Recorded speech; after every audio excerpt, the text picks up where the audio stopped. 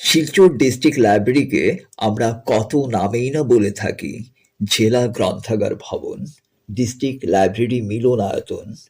এটা আমাদের কাছে এক ভালোবাসার জায়গা। কত স্মৃতি, কত আনন্দ একে ঘিরে। প্রথম লাইব্রেরিতে প্রবেশ করার ধুরু ধুরু মন, বিশাল লাইব্রেরি, কেউ কোথাও নেই, একা আমি। চারপাশে নিস্তব্ধ নিশ্চুপ, বিশাল ঘর আমায় যেন গিলে খাচ্ছিল। ছোটবেলা বলে কথা। প্রথম লাইব্রেরি কার্ডের জন্য হাত বাড়িয়ে দেয়া, ওয়াও! আজও সেই স্মৃতি দারুণ উষ্ণতা দেয়।